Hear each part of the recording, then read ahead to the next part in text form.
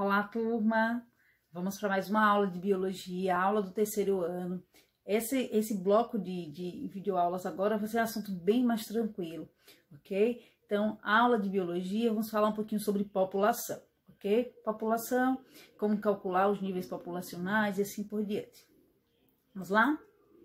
Ó, população, o que quer dizer a definição de população? População é quando eu tenho o mesmo indivíduo, a mesma espécie, vivendo em um determinado local. Aqui eu coloquei exatamente a definição do que seria população, ok? Vamos lá.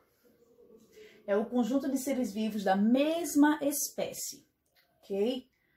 Ocupando determinada área em determinado momento. E aqui eu coloquei uma população de elefantes. Então, alguns momentos eu vou sair um pouquinho da frente que ele focaliza melhor a TV. Ó, então, quando me referir em população, eu estou falando apenas de indivíduos da mesma espécie, ok? Vamos lá? Fatores que caracterizam uma população. E aqui eu coloquei alguns fatores e como calcular. Vou sair mais uma vez da frente para focalizar melhor. Então, ó, quais são esses fatores? Um desses fatores para definir a população seria a densidade. Então, ó, densidade é a relação entre o número de indivíduos e o espaço ocupado por eles. Como calcular a densidade? E aí eu coloquei a fórmula.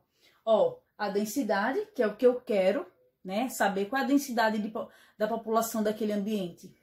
O número de indivíduos da população, vamos supor que eu tenha 1000, e a área ocupada por eles. Eles ocupam quantos quilômetros, quantos metros? E aí eu vou dizer. E eu vou fazer a divisão. E aqui eu tenho um exemplo, ó. Uma freguesia com 5.300 quilômetros quadrados tinha 159 mil habitantes em 2010. Eu quero calcular aqui a densidade populacional, ok? E aí eu vou colocar aqui o X ou o D de densidade, a população e a unidade ocupada, a área ocupada por eles. Então, coloquei aqui a população era de quanto? 159 mil habitantes, coloquei em cima. E a unidade e a área, que seria 5.300 quilômetros quadrados. Então, deu 30 como resultado. 30 o quê? Habitantes por quilômetro quadrado. Então, são alguns dos fatores que vão definir aí uma população, ok? Além da densidade, temos também tamanho. Há 4 fatores que determinam o tamanho. O tamanho da população. Quais são os fatores? Primeiro, a taxa de natalidade. Vocês acreditam que vocês veem muito isso, essa palavra lá em geografia. O que seria a taxa de natalidade? O número de nascidos relacionados com o tempo, ok? E aqui a gente tem também como calcular, ok? Vamos lá. Taxa de natalidade. Como calcular isso aqui?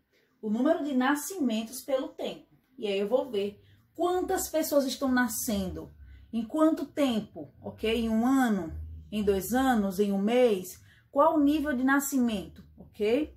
Então, e vamos ver também aqui a taxa de mortalidade. Então, não é difícil assim a gente interpretar isso aí, né? Natalidade, o número de nascidos, e mortalidade, o número de mortes.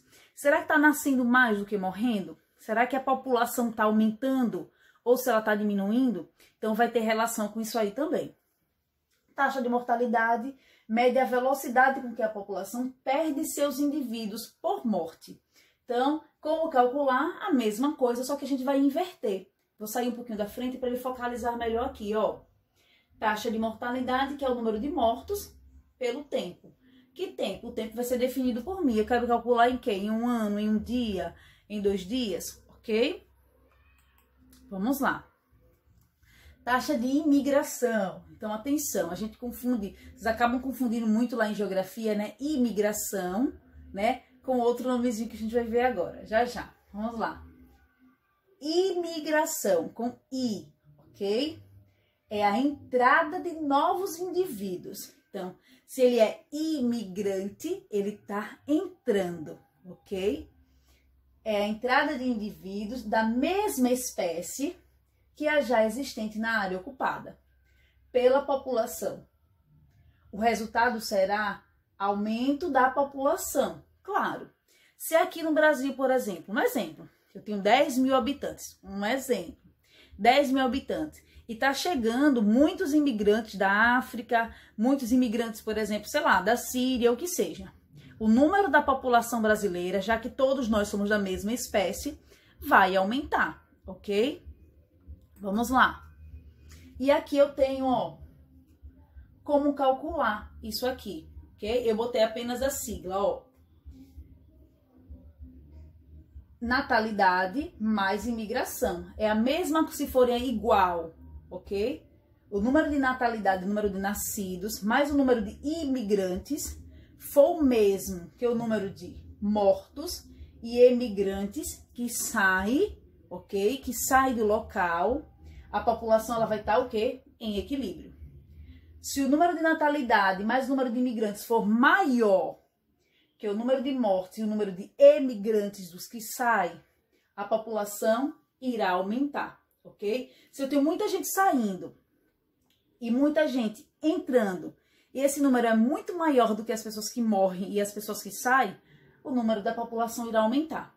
Porém, se o número de natalidade, de nascidos, mais o número de imigrantes for menor que o número de mortos e de imigrantes, a população irá diminuir. Se tiver morrendo muita gente, tiver migrando muita gente, saindo, emigrando, saindo, eu vou ter essa população diminuindo. Então, são fatores que vão causar alguns desequilíbrios aqui, ok? Vamos lá.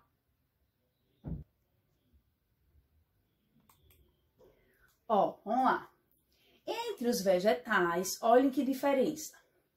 Entre os vegetais ocorre uma disciplina em relação não levando em consideração os fatores de migração e emigração.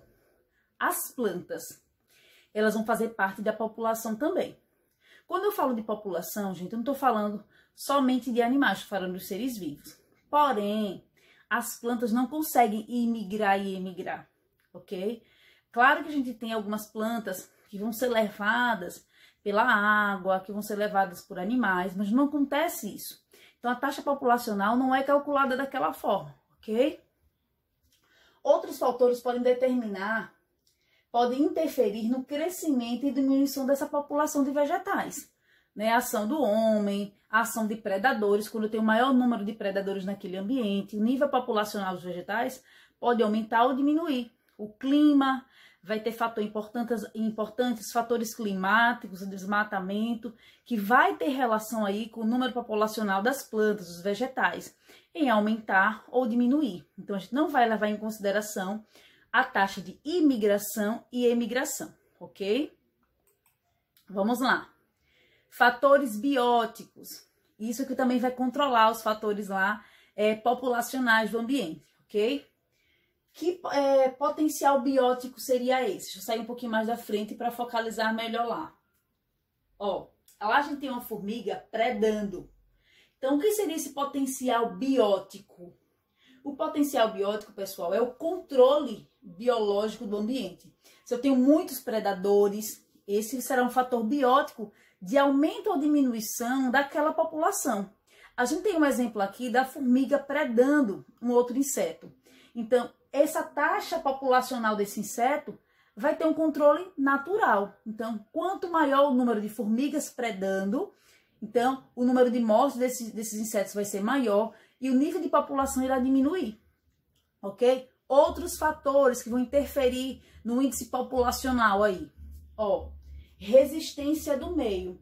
Alguns ambientes criam algumas resistências, né? Os seres vivos não conseguem se adaptar tão bem, precisam resistir ao meio. Aqui a gente tem um ambiente de deserto, onde o vento é muito forte. Estou saindo um pouquinho da frente porque ele focaliza melhor lá a imagem, ok? Ó, onde o vento é muito forte. Então, os animais que vivem nesse ambiente precisam suportar essas adversidades do meio. Então, muitas vezes não conseguem se adaptar a isso aí. Isso é um controle natural, ok? Tem uma resistência, o meio faz essa resistência com os seres, ok? Que vai fazer esse controle populacional também. Vamos lá. Capacidade limite. Será que todo o ambiente pode ter número populacional indefinido? Não. O meio define o número de população. Então, se o meio não consegue mais ter número populacional, vai se esperar que alguém morra ou que algo morra para que ocupe aquele ambiente, que ele não consegue sobreviver se não tem. Aqui eu tenho um tronco de uma árvore com vários líquens. O que é líquen, gente? É a associação de fungos com algas que vivem em troncos de árvores, em rocha. Vejam que esse ambiente não tem mais espaço. Então, como é que vai acontecer reprodução e desenvolvimento? Onde, se não tem mais espaço? Então, aqui eu mostro, ó, a capacidade. Vejam que focaliza melhor lá. Capacidade limite. Aí já está no limite populacional, não tem mais espaço. Curvas de crescimento traduzem a relação entre a densidade, quantidade, e o tempo para determinada população. Se não houvesse a resistência do meio, o crescimento seria dado apenas pelo potencial biótico da população, ok? Apenas pelo controle dos seres vivos da população. Vamos lá. Curva exponencial. O que seria isso? Quando não há resistência do meio. O que é que vai acontecer quando não há resistência do meio? Vai acontecer um crescimento da população, porque não tem, o meio não consegue controlar isso. É como se não existisse grande número de predadores e assim por diante.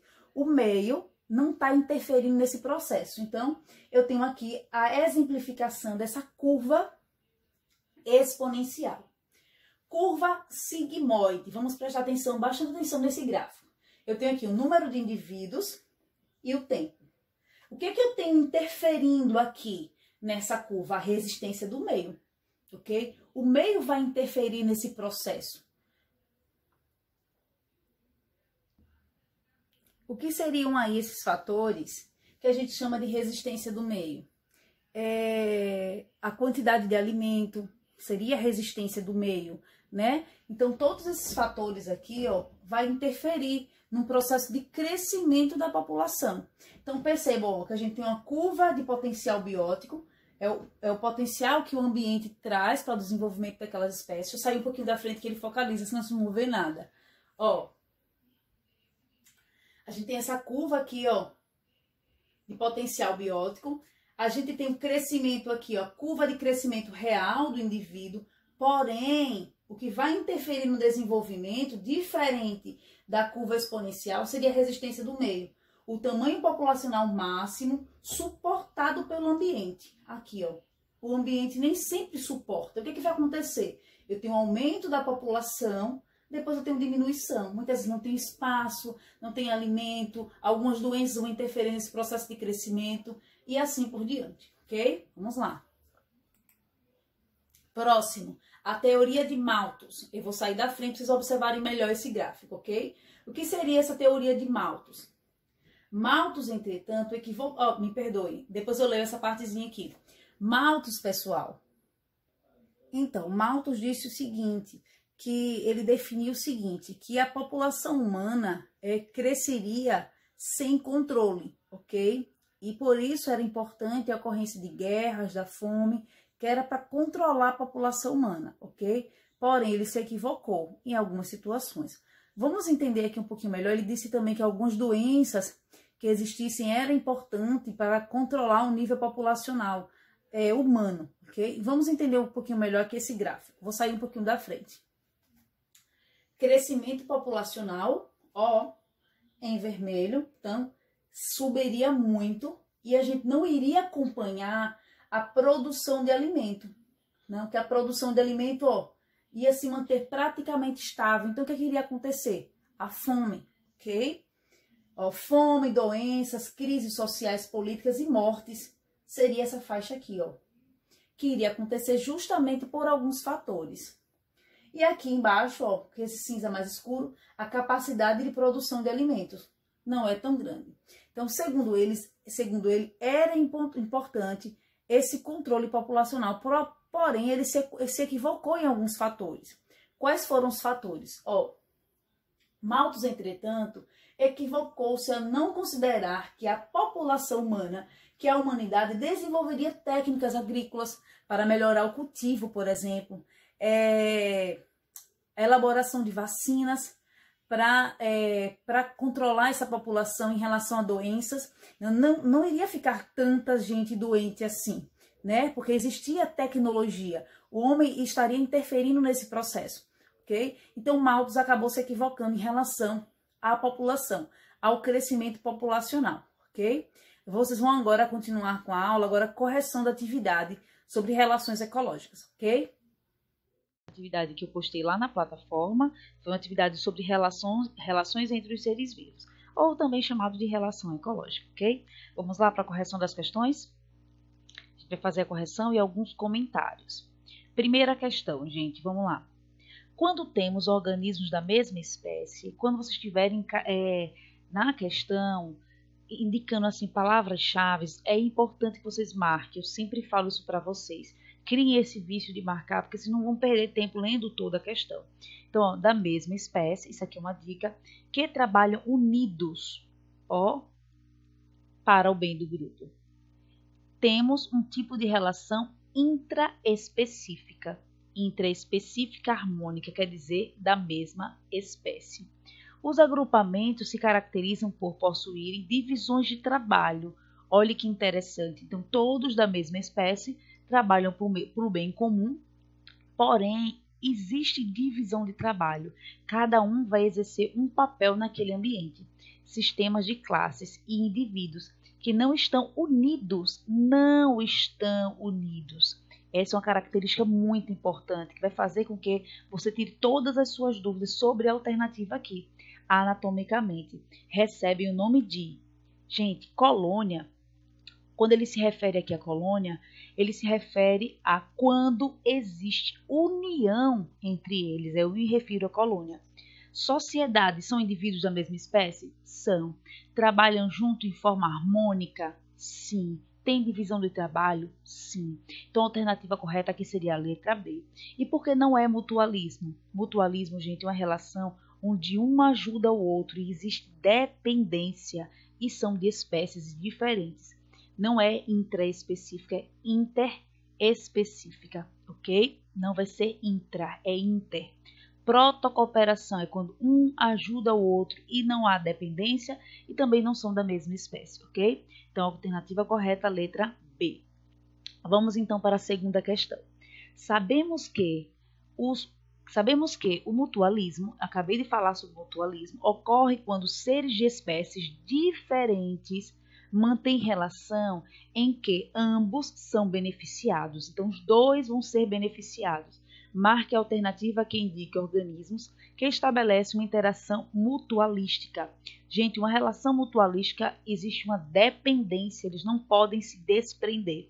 Vamos lá de baixo para cima, né? Relação entre leão e zebra. Essa vai ser uma relação de quê? De predação, onde o leão vai precisar da zebra para predar a zebra, para servir como fonte de alimento.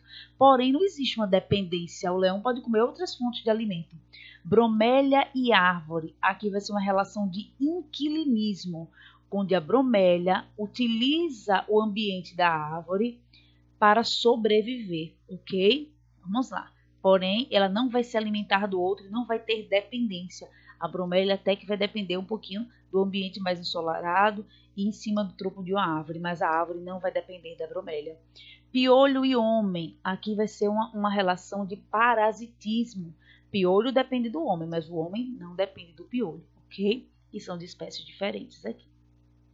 Tubarão e rêmora. Aqui é uma relação de comensalismo, onde a rêmora vai comer as sobras de alimento deixado pelo tubarão. É aquele peixe que está sempre nadando próximo. Então, a alternativa verdadeira aqui é a letra A. Por quê? Fungos e algas eles vão formar os chamados líquens, que aparecem no tronco das árvores. Esse link é uma associação onde os dois têm dependência. Um vive dependendo do outro, pois o fungo vai passar substâncias nutrientes para as algas e as algas para os fungos. Sem essa interação entre os dois irão morrer, ok? Vamos lá, marquem as questões de vocês. Terceira questão, lá falando sobre a rêmora, né? Vamos lá.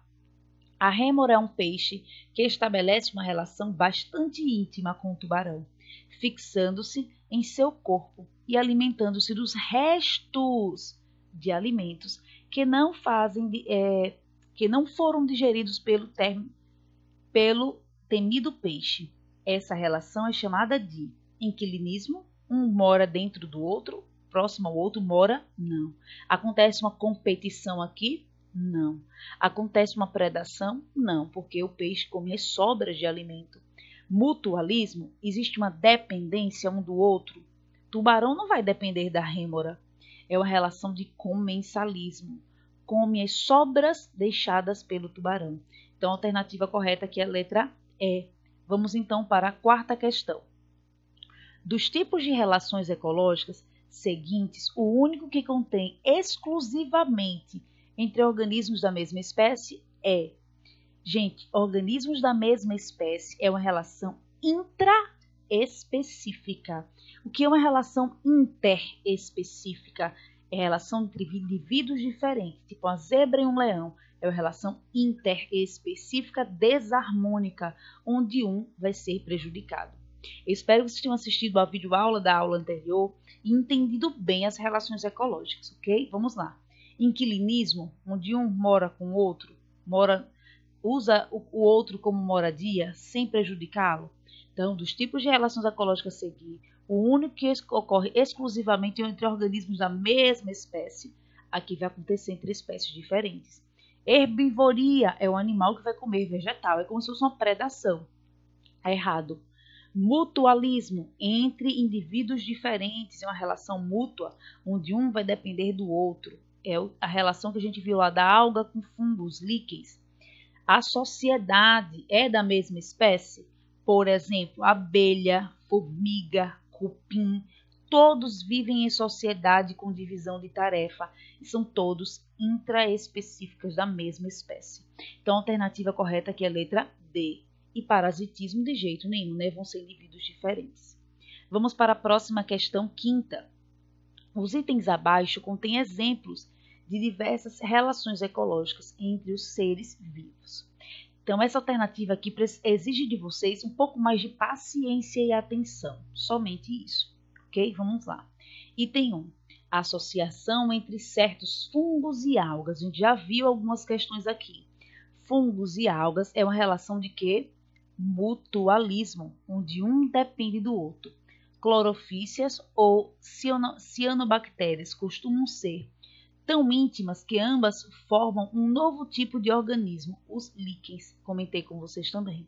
Então, se é uma relação mutualista, a primeira alternativa aqui, ó, mutualismo e mutualismo. Então, é uma dessas duas, ou vai ser letra A ou vai ser letra D.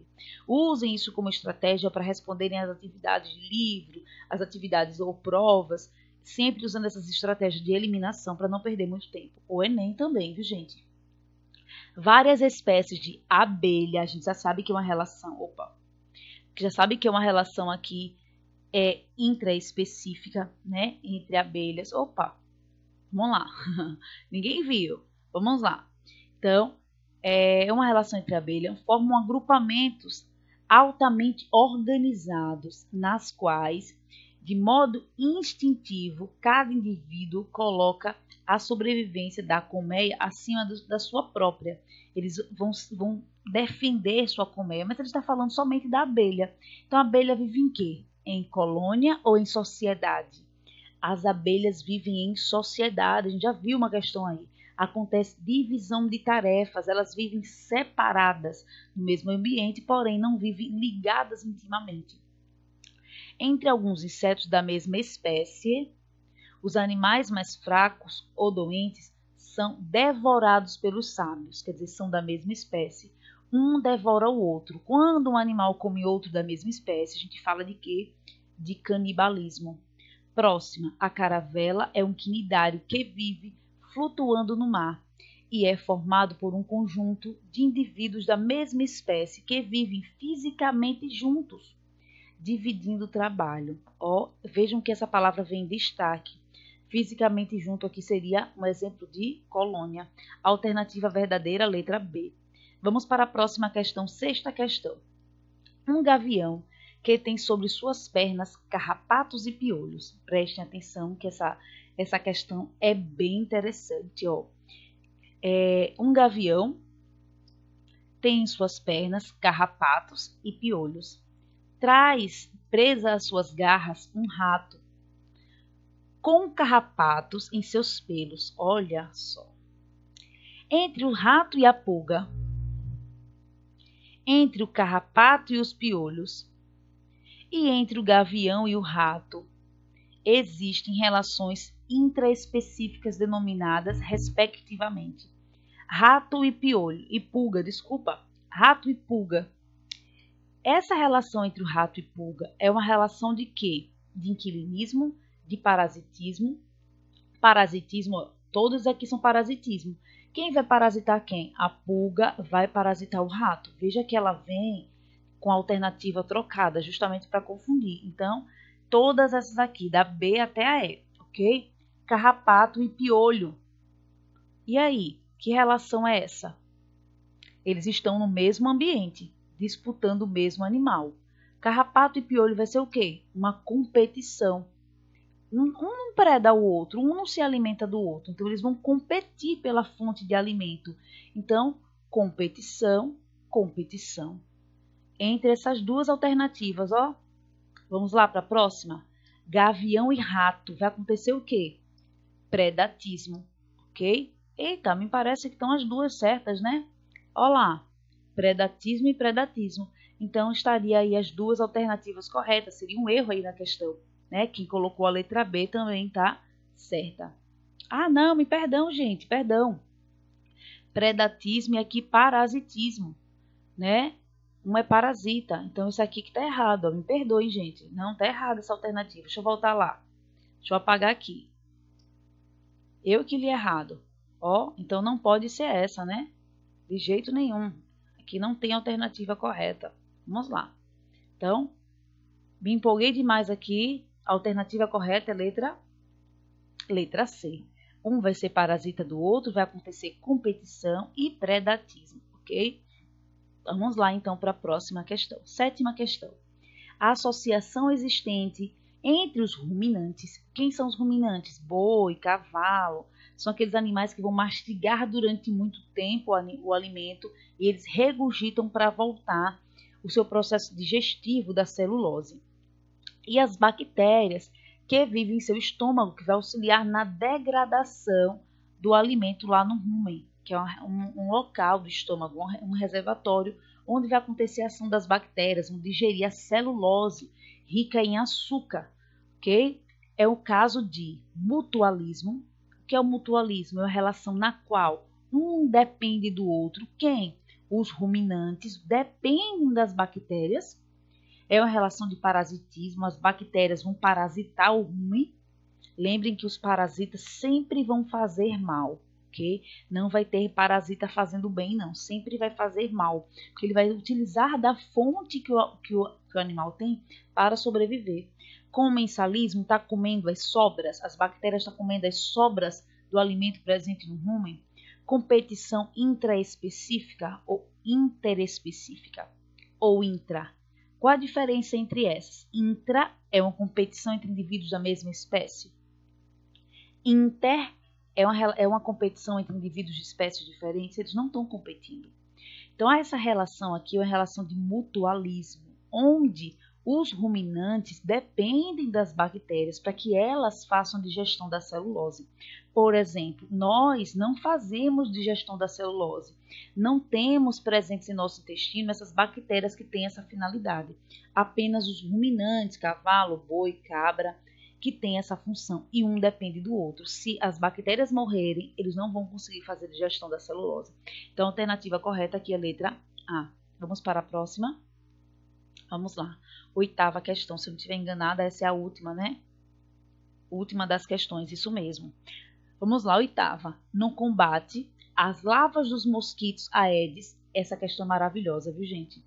Já coloquei até a resposta aqui, ó. No combate às larvas do mosquito Aedes, transmissores da dengue e da febre amarela, foi utilizada com eficiência um microcrustáceo lavófago, que come larvas. A utilização desse animal em experimento controlado de campo e laboratório foi bem sucedida no interior do estado de São Paulo. O método citado, não tóxico, pode substituir o tradicional uso de DDT ou outros inseticidas para matar os mosquitos. A ação dos microcrustáceos em relação às larvas dos mosquitos é uma relação de quê? Amensalismo, comensalismo, predatismo, mutualismo ou competição. Lembrem que os crustáceos estão comendo as larvas do mosquito Aedes aegypti. Então, se ela come, ela preda. Então, essa relação aí é de predatismo, ou chamado também predação. Eu espero que todos tenham gostado da nossa aula, bem interessante, bem simples. Façam a correção da atividade. Quem não fez a atividade ainda, lembrem de ler as questões, compreender direitinho, porque se vocês não respondem a atividade, apenas colocam a resposta, vocês não vão sentir dificuldade agora. Mas quando vocês visualizarem uma questão, vocês não vão se recordar do assunto de forma tão simples, porque vocês não se desgastaram aí tentando lembrar. Lembre que as relações ecológicas são muitas e é importante que vocês associem sempre a um exemplo. Não lembre somente de predatismo, lembre de um exemplo de predação para facilitar o entendimento de vocês, viu? Um cheiro para todos e até a próxima aula.